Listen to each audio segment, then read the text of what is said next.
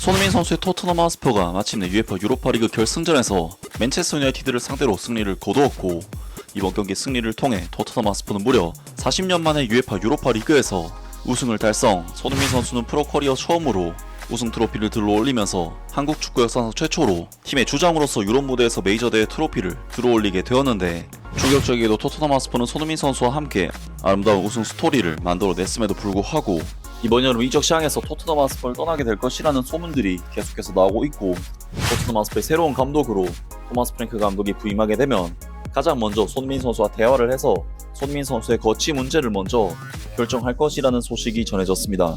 손흥민 선수의 토트넘 하스퍼는 현재 41년 만에 UEFA 유로파리그 우승으로 그야말로 난리가 난 상황입니다. 이번 우승은 평생 무관이었던 손흥민 선수의 첫 번째 우승이라는 점에서 손흥민 선수 개인의 서사를 완성시키는 데 있어 기적의 드라마 같은 승리라고 할 수 있었지만, 토트넘 하스퍼 구단 입장에서도 모든 대회 통산 17년 만에 무관 탈출이자 41년 만에 유로파리그 우승 트로피였기 때문에 이번 토트넘 하스퍼의 유로파리그 우승은 손흥민 선수와 토트넘 하스퍼 모두에게 그야말로 아름다운 서사의 완성이 아니었을까 싶은데요.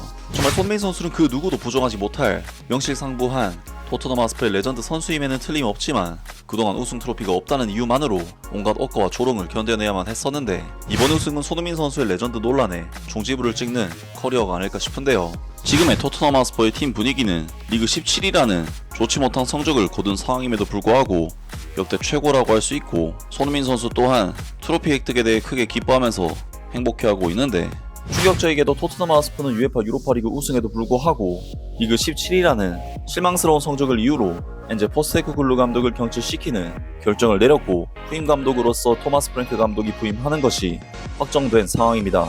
그리고 토트넘 하스퍼는 엔제 포스테코글루 감독뿐만 아니라 팀의 캡틴인 손흥민 선수 또한 사우디 프로 리그로의 이적설이 계속해서 나오고 있는 상황인데, 토트넘 하스퍼 전남 기자이자 1티어 기자인 알레스터 골드 기자가 전한 소식에 의하면 토트넘 하스퍼의 새로운 감독으로 토마스 프랭크 감독이 부임하게 되면 가장 먼저 손흥민 선수와 대화를 해서 손흥민 선수의 거치 문제를 먼저 결정할 것이라는 소식이 전해졌습니다.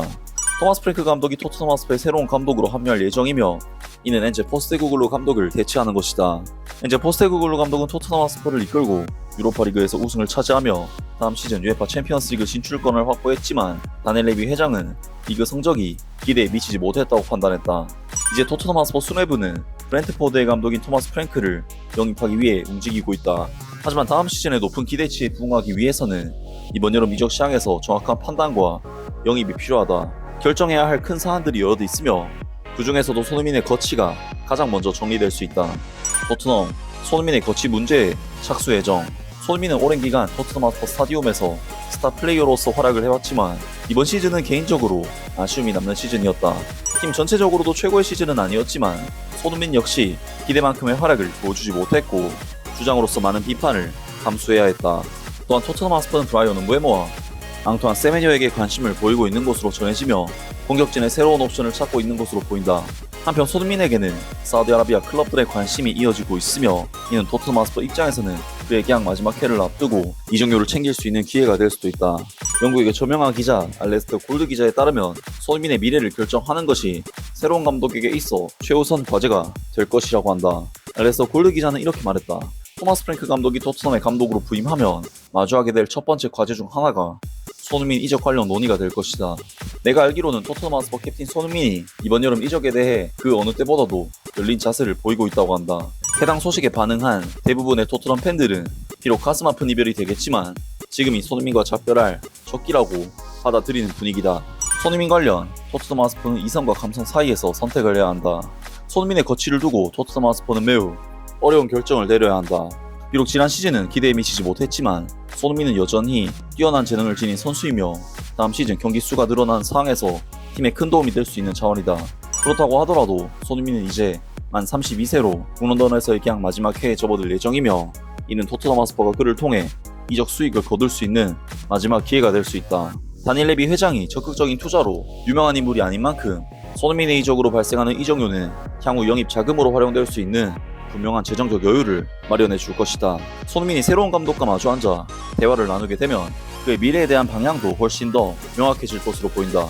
하면서 토트넘 하스퍼의 토마스 프랭크 감독이 토트넘 감독으로 선임이 되면 가장 먼저 손흥민 선수와 일단 대화를 나누고 손흥민 선수의 미래 거치를 먼저 결정하게 될 것이라고 합니다.